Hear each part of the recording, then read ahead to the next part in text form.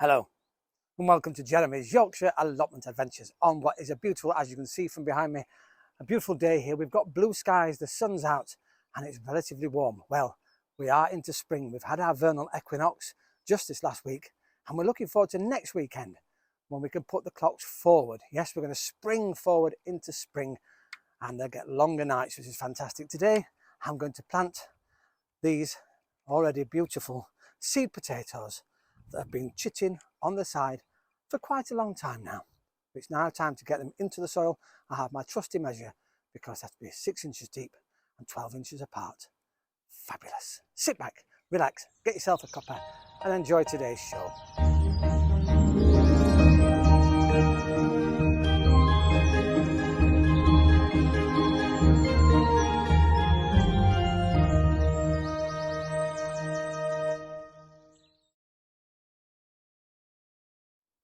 Well, I've done it and I'm slightly exhausted. Not because putting the potatoes in are easy, 6 inches down, 12 inches apart. So basically that's fantastic. That's it there, look. That's your 12 inches. And if I do that, that's 6 inches. Amazing, isn't it? So they're down 6 inches. Now, a very light covering now will go over the top of these just to cover them a little about an inch above it. And then of course they'll start to grow in the soil. Even now, at the end of March, comes the end of March, I have to be careful because we could still get frosts. And I know some of you put your potatoes in already. If you've got early potatoes, just protect them from the frosts, because obviously when those shoots come up through the soil, they're producing leaves. And if those leaves get burnt, then it can affect obviously your tuber in the ground and affect how many potatoes you get out in the end. These, of course, are called the home guard style. I've never grown before. As I said, they were grown for the war effort, and they're supposed to be very high yielding, so fingers crossed we get some really decent potatoes. As I said, I was very disappointed last year. Put 3 different potatoes in, only got one really successful, and that's the Cara variety. I'm not using those this year. But I say I've got these home guard. I've put 1, 2, 3, 4, 5, 6, 7, 14 potatoes in. Actually, I've got a little one here, 15th. I might put that in a bucket with some compost and see how much that yields on its own. It's smaller than the rest, but that doesn't really matter.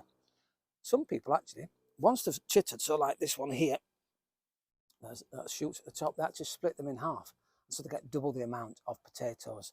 I've never done that. I'm not going to do that this year. I don't need to. So this is the first. Isn't it exciting? Apart from my garlic, this is the first actually stuff I've grown outside. And I'm really looking forward to this. Very excited about these. They're a white potato and I say very, very high yielding. So isn't it exciting? Spring is a wonderful thing, isn't it? Well, it is in this country. I've had a few photos from Carol in Canada, and thanks for these, Carol. You're under snow, and it's incredible. But we'll come back to your story later. But look at these pictures under snow. Absolutely amazing. And I did say, I sent you a comment back saying, oh, it's just a shame. But actually, you say it's really, really good for the soil, because obviously over winter it's been quite solid. And as now you move in towards being able to plant in May, hopefully, that water will slowly seep into the soil. When the water gets warmed up, it will help with the soil and help make the soil nice and usable, basically. So isn't it funny? You think of snow as a bad thing. Actually, if it's thought about and used properly, then of course all the water goes into the soil. If it's been solid, it will really help bring extra warmth, because of course the water in the snow particularly has been warmed up by the sunlight, and that's why it's melting. So the warm water then goes into the soil. Fascinating stuff. Thanks for those tips, Carol. But we'll come back. You've said a few more comments and I'll come back and talk to them towards the end of the programme. Absolutely fantastic. Well, I better get these covered up. But I'm quite shattered. It's better than going to the gym, you know, digging down 6 inches. And well, I've got a little bit of space towards that end actually. So I can now work out, and that roughly is about a metre square. So I can put lots of different things in here. Also, it's the first time I've grown potatoes in this area, which is always, you have to think about that, so disease doesn't carry on. That's why we rotate our plants, to hopefully stop diseases passing on to the next generation of the potatoes, the carrots, whatever you're planting and sowing. They need fresh new soil. These are going to have a little bit of compost around them and a little bit of fertilizer thrown in. There's already some dug into the soil here, but I'm going to pop some just around them to encourage them to develop and grow. Brilliant. such a beautiful morning, and it's nice to hear other people on the allotments too. The lawnmowers are going, there's chatter, it's really nice, the sun's out. It really, really makes a difference to how you feel. Really brilliant. Now, it's towards the end of March, so I'm going to risk putting my peas out that I've got. Now, what I'm also going to do, I've grown these from seed, so these have been in the greenhouse and they're doing really well. They've been acclimatized, they've been in and out the greenhouse, but I've also got some seeds, so I'm going to put some seeds in as well as these ones here with the shoots already, which means I can do that right up to hopefully March and April, even up to June, keep going out, and then of course we'll get a succession of peas. Now, peas are peculiar things because they're really difficult to sow, I think. A lot of people say, oh, they're really, really simple, but they like the extremes. They don't like direct sunlight or too much heat, and they don't like being overwatered and waterlogged, and they love medium soil, so they have to be, so what I thought I'd do is I'm putting them here this year, and because it gets full sunlight for a while and then the sunlight disappears, it will still get the heat. It's really simple to water this area. It's really good soil, so it will soak away. I've just composted again some organic matter from inside, well, where the wasp nest was last year. So you remember that all collapsed? Well, that's been part of the honeycomb, part of the new compost that we've been making over the years. So it's really good. I've strewn some around the potatoes as well, and they're going to be covered up, as I say, in a moment or two. Now, peas, how far do you sow them apart? Well, they are 2 inches, 2 inches apart, 2 inches deep. Isn't that lovely of them? That's nice, isn't it? So it doesn't matter really. I said there's peas in there, we'll do those in a bit. So we have our peas here. Now, I've got a handy little tool and just very carefully. Now, this is actually the clay compost, so it's quite easy to break up. Got to be really careful. And well, they've got a really nice set of roots on these. So that's really, really lovely. Now, they're going to go, as I say, 2 inches apart and 2 inches deep. Now, how do you do that if you haven't got to measure? Well, you have got to measure, and I've measured this. Now, this is one of my plastic walkways that I move around when I change the allotment round. They're interlocked, very good. Now, believe it or not, where these intersections meet, that is exactly 2 inches apart from there to there, 2 inches.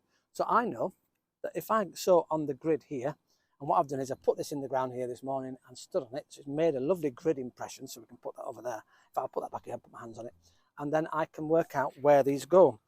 I've not got many here, but I'll sow the seeds. So that's what you have to do, isn't it lovely? 2 inches apart, 2 inches deep.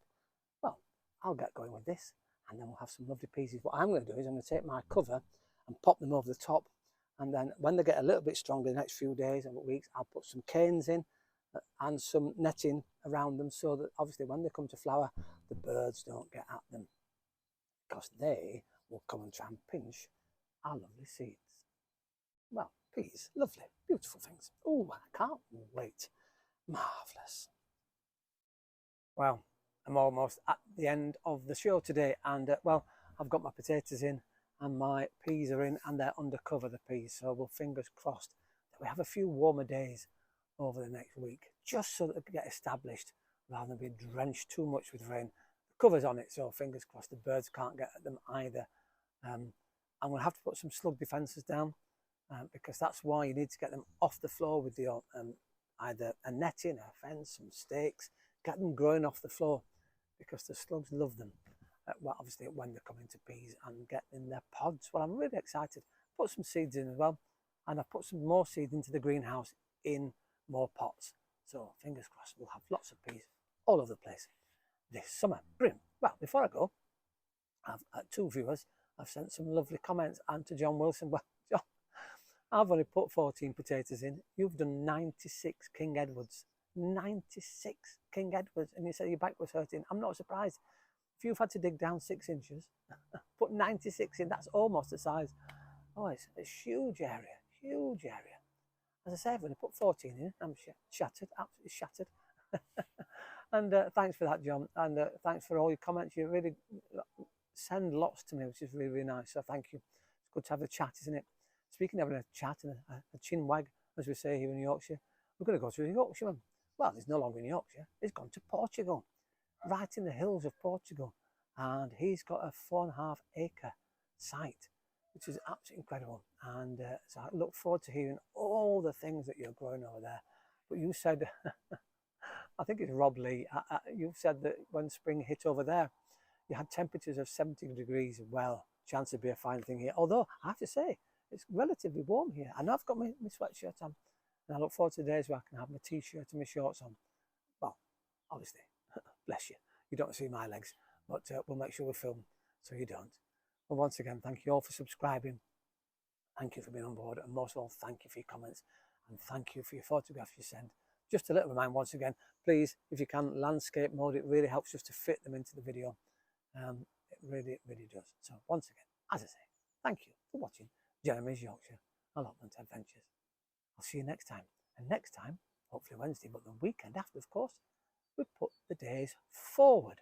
Spring forward, lighter nights. I can't wait to be able to sit here at 8 o'clock at night like this, even 9 o'clock like this, in sunshine and daylight. How brilliant. The plants will love it too. Oh, the birds seem happy.